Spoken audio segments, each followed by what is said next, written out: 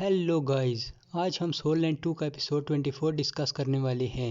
जैसा कि हमने पिछले एपिसोड में देखा था कि डाई हुआ बिन ने 1000 साल पुराने सोल बीस्ट को मार दिया है और यू हाउ ने भी 1000 साल पुराने सोल बीस्ट से फाइट करने के लिए कहा था और उसके सामने एक फ्लेम टाइगर आ गया था जिसे यू हाउ ने सिर्फ अपनी आइस पावर ही दिखाकर हरा दिया था और वो मैच जीत लिया था, जिसकी वजह से उसे 150 पॉइंट मिले थे और डाई हुआ बिन ने भी यू हाउ से माफ़ी मांगी थी। बाद स्कूल ने भी फैसला किया था कि यू हाउ अपार्टमेंट्स का कोर डिसाइपल है। तो एपिसोड स्टार्ट होता है और हम एक बहुत ही खूबसूरत जगह में यू हाउ और वॉन्डंग को देखते हैं जो अपनी एनर्जी शेयर करते हुए मेडिटेट कर रहे थे और वॉन्डंग सोच रहा होता है कि इसकी पावर पहले बहुत ज़्यादा बढ़ गई है। पहले इसमें एनर्जी का फ्लो बहुत कम था, अब यू हाउ में एनर्जी नदी की तरह बह रही है। फिर वॉन्डंग कहता है कि यू हाउ, नॉर्थ में जो आइस एक्सोर्सिज्म मार्शल सोल मिली है उसने तुम्हारी एक्टिव पावर को बहुत बढ़ा दिया है और तुम्हारी सोल पावर भी पहले से ज़्यादा बढ़ गई है और हाँ, तुम्हें मुझे आइसक्रीम खिलानी होगी।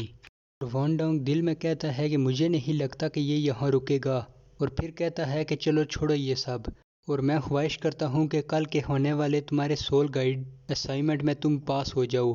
तो यू हाउ कहता है कि यकीनन ऐसा ही होगा। इसके अगले सीन में हम सोल गाइडेंस डिपार्टमेंट का सीन देखते हैं जहां दो लोग आपस में कर रहे होते हैं जिनमें से एक बंदा दूसरे को हरा देता है। तो केट आउट टेस्ट का रिजल्ट दिखाता है जिसमें वो पहले वाला लड़का जीत जाता है। इसके बाद मास्टर फॉन यू हाउ कहते हैं कि अगली बारी तुम्हारी है और तुम्हें जीतना होगा। अगर तुम्हें कोई बड़ा अटैक लगने वाला हुआ तो मैं अपनी सोल गाइडिंग शील्ड का यूज़ करते हुए तुम्हें बचा लूँगा। जिसके बाद हमें सारे डिसाइपल जाते हैं, जिसके बाद मास्टर फॉन विंड, स्नो और आइस को आगे बुलाते हैं। तो वो आगे आकर कहते हैं कि क्या आप वाकई इसकी फ़ाइट हम तीनों से करवाना चाहते हैं। तो मास्टर फॉन हाँ कहते हैं। इसके बाद यू हाउ और वो तीनों फाइट के लिए रेडी हो जाते हैं। तो केटाओ फाइट को स्टार्ट करता है, जिसके बाद वो हंसते हुए अपनी सोल ड्रिंक्स को निकाल लेते हैं और खुद को भी रेडी करने लगते हैं। बाद यू हाउ भी रेडी होने लगता है तो वो यू हाउ के पास उस वेपन को देखकर छुप जाते हैं। तो यू हाउ उन पर उस वेपन से अटैक नहीं करता बल्कि अपने स्पेशल शूज़ को निकाल कर जल्दी एक बंदे के पास जाकर उस पर अटैक करता है। तो वो बंदा भी काउंटर अटैक करने की कोशिश करता है पर यू हाउ अपने नाइफ से अटैक करते हुए उसे हरा देता है। तो केटाओ उस बंदे को बाहर बुला लेता है, जिसके बाद दूसरे दोनों यू हाउ पर अटैक करने के लिए आते हैं पर यू हाउ दोनों के अटैक को डोज कर लेता है। फिर वो दोनों लगातार यू हाउ पर अटैक करने लगते हैं। बंदा अपने वेपन को रेडी करके यू हाउ पर अटैक करने लगता है। जिन सब अटैक से यू हाउ बचने लगता है तो वो दूसरी लड़की भी अपने वेपन को रेडी करने लगती है।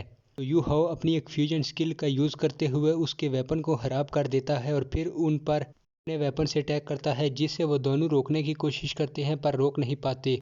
और जैसे ही उन्हें वो अटैक लगने लगता है तो वो अपनी फास्ट स्पीड का यूज़ करते हुए भागते हैं और फिर वो लड़की यू हाउ पर अटैक करने लगती है पर यू हाउ अपनी आइस पावर को यूज़ करते हुए उसके अटैक को ख़त्म कर देता है और उसको पकड़कर पत्थर मारता है। पर मास्टर यॉन वक्त रहते ही उसको अपने पास बुला लेते हैं और अब सिर्फ वो लड़का बचता है। अब जैसे ही यू हाउ उस लड़के पर अटैक करता है तो वो बचकर अपने क्लोन देता है और वो सब क्लोन्स मिलकर यू हाउ पर अटैक करने लगते हैं, जिनसे यू हाउ बचने लगता है। फिर से अपनी मार्शल सोल का यूज़ करते हुए उसका अटैक दोबारा उसी पर थ्रो कर देता है, जिसे वो लड़का रोकने की कोशिश करता है पर रोक नहीं पाता और बाहर जाता है। जिसके बाद रिजल्ट दिखाया जाता है और यू हाउ ने 95 स्कोर हासिल किए होते हैं और इतने स्कोर आज तक किसी ने नहीं हासिल किए होते। जिसके बाद यू हाउ आकर उस लड़के को उठाता है और मास्टर फोन आकर कहते हैं कि यू हाउ और केटाओ दोनों एक जैसे हैं और जीतने के लिए यू हाउ को कांग्रेट्स कहते हैं। इसके बाद हम वॉन्डंग को एक जगह खड़े देखते हैं, जिसके पास आकर यू हाउ कहता है कि क्या तुम मेरा इंतज़ार कर रहे हो। और फिर कहता है आज तुमने अपने कपड़े चेंज किए हैं, क्या तुम बाहर जा रहे हो। तो वॉन्डंग यू हाउ को टेस्ट में पास होने के लिए कांग्रेट्स करता है और कहता है कि आओ मैं तुम्हें एक खूबसूरत जगह दिखाऊं। तो यू हाउ पूछता है कि क्या हम स्कूल से बाहर जा रहे हैं। तो वॉन्डंग कहता है हाँ, और ज़ियाओ ज़ियाओ को कुछ काम था वो इसलिए नहीं आई। तो यू हाउ कहता है कि आज तुमने अच्छे कपड़े पहने हैं। वॉन्डंग यू हाउ से पूछता है कि क्या तुम शिलाई रिवर पर गए हो। तो यू हाउ कहता है कि नहीं।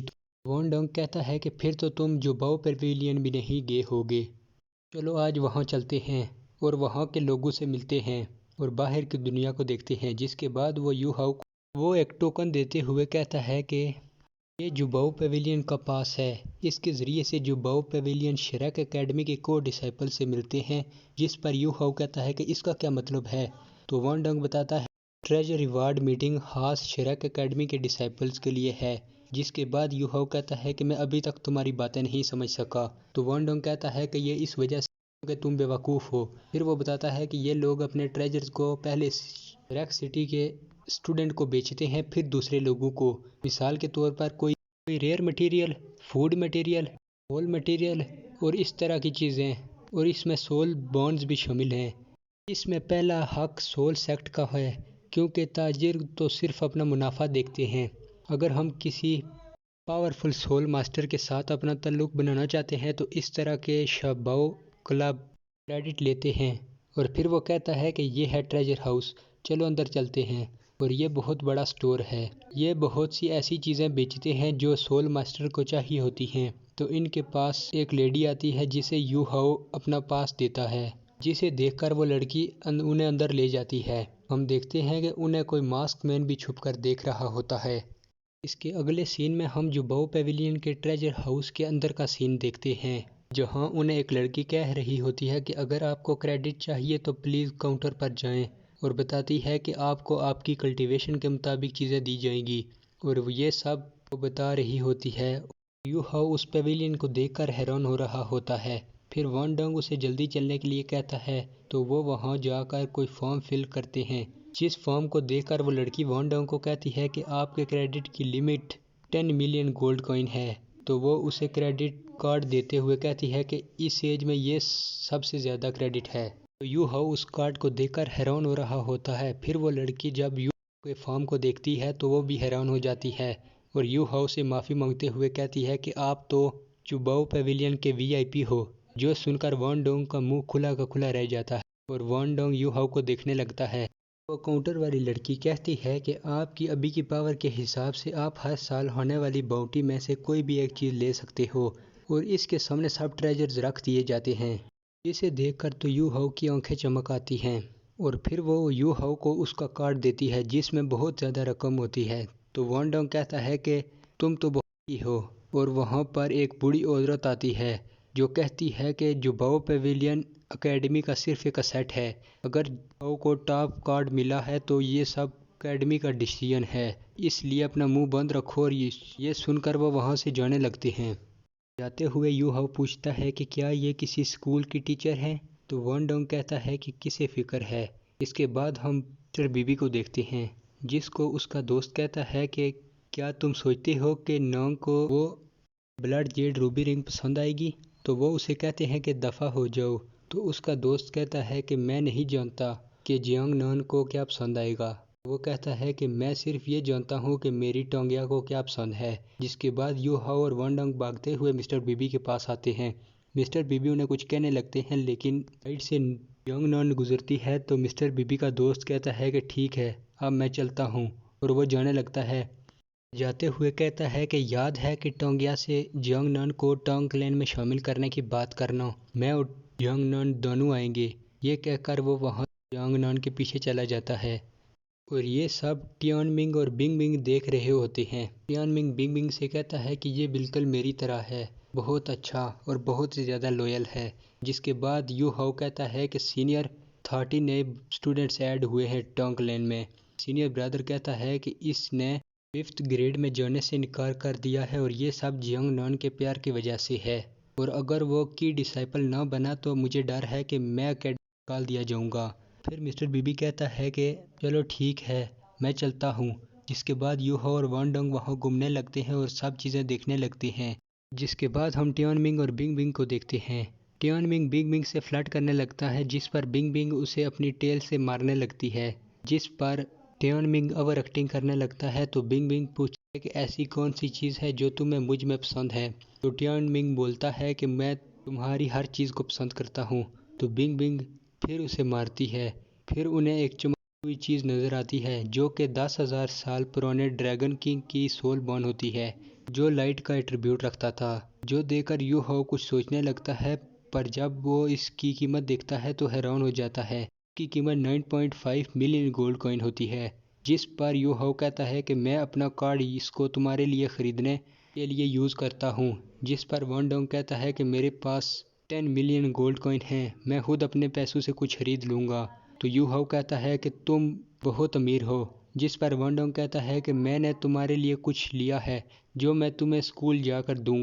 तो यू हाओ कहता है कि हम टीम हैं, मेरे और जियाओ याओ दोनों के पास सोल बॉन है, और वैसे भी अगर तुम चाहो तो हम अपने मार्शल सोल्स को इकट्ठे फ्यूज़ कर सकते हैं, जिससे हमारी पावर बढ़ जाएगी और हमारी स्ट्रेंथ भी बढ़ेगी। वॉन डोंग कहता है कि तुम यहाँ से कोई भी चीज़ अपने लिए ख़रीद सकते हो। तो यू हाओ कहता है कि अगर मैं इस कार्ड को यूज़ करूँ तो मैं तुम्हारे लिए वो सोल बॉन खरीद सकता हूँ।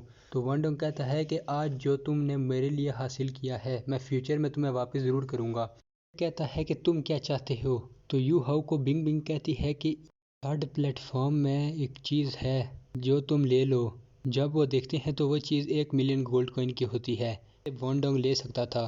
तो वॉन डोंग कहता है कि चलो इसे ले लेते हैं, और यू हाओ भी उसके लिए वो सोल बॉन ले लेता है। इसके बाद हम इनर शेरेक्ट अकेडमी का सीन देखते हैं, जहां मास्टर यॉन उसी फायर फिनिक्स जियाओ टाओ से मिलने आए होते हैं और उसे बता देते हैं कि उस दिन आउटर श्रेक अकेडमी जब किसी ने आइस पावर का इस्तेमाल करके तुम्हें फ्रीज किया था वो यू हाओ ही था।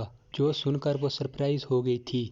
दूसरी तरफ मास्टर यॉन भी सोच रहे होते हैं कि यू हाओ ने ये सब कैसे किया, क्योंकि वो एक सोल मास्टर है, जबकि दूसरी तरफ तुम तो एक सोल किंग लेवल की वॉरियर हो, वो तुमको कैसे डोमिनेट कर सकता है।